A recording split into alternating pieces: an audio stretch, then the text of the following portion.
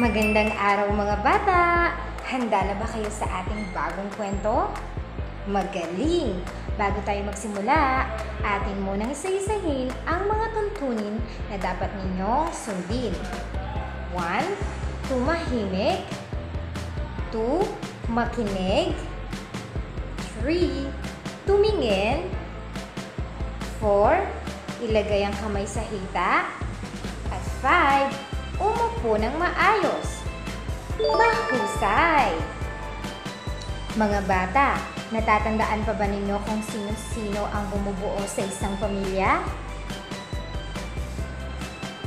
Tama! Ang tatay, nanay, kuya, ate, bunso, lolo, at lola. Sa mga miyembro ng pamilya, sino ang mas nakatatanda? Tama! Ang lolo at lola. Madalas ba ninyong makasama ang inyong lolo? Sige nga, iguhit ninyo sa isang malinis na papel ang inyong lolo. Magaling mga bata! Ang kwentong babasahin ko sa araw na ito ay pinamagatang Ang Alaga Kong Lolo. Kwento ni Genaro R. Gojo Cruz at guhit naman ni Louie R. Juan. Muli mga bata, ano ang pamagat ng kwento? Magaling! Ang Alaga Kong Lolo. Ako si Matt. Inihatid ako ni nanay sa bahay ni Lolo Ompong. Matunog na halik ang iniwan niya sa akin. Kaninong bahay hinatid si Matt? Tama, kay Lolo Ompong. Laging habol ni nanay ang oras. Laging bilin na magpakabait ako. Madalas din ba kayong pagbilinan ng magulang ninyo na magpakabait? Iba si Lolo Ompong sa ibang lolo. Si Lolo Ompong, ako ang nag-aalaga. Baligtad na ang mundo. Sa inyong palagay, bakit kaya iba si Lolo Ompong sa ibang lolo? Tama! Dahil si Matt ang nag-aalaga kay Lolo Ompong.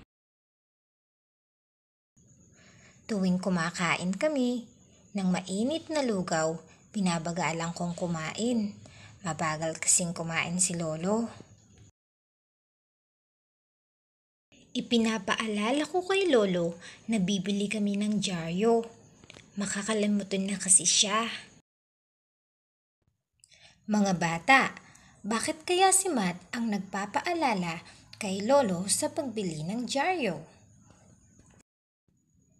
Tama, dahil makakalimutin na si Lolo Ompong. Umiidlip kami ni Lolo sa tanghali. Bago matulog, sinisiguro kong humihilik na si Lolo.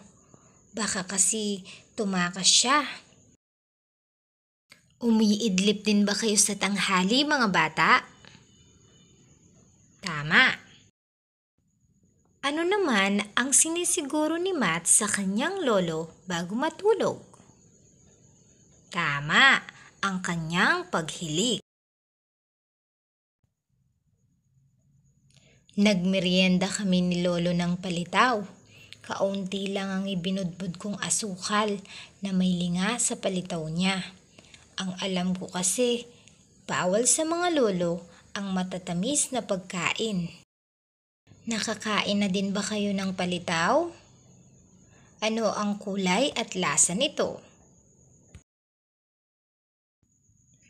Bakit kaya bawal ang matatamis na pagkain sa mga lolo o matatanda?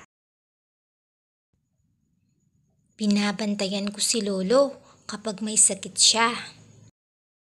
Kayo ba mga bata? Binabantayan niyo din ba ang lolo o lola ninyo kapag may sakit sila?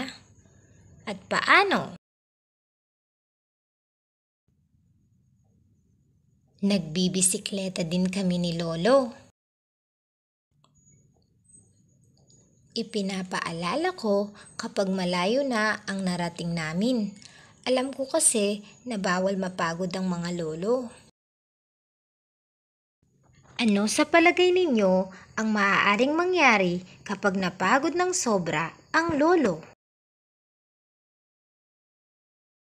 Pag umuuwi kami ni nanay, naiisip ko si lolo. Paano si lolo kung mag-isa siya? Sinong magpapaalala sa kanya? Nang mamasyal kami kasama si lolo, nagpasalamat si nanay sa kanya.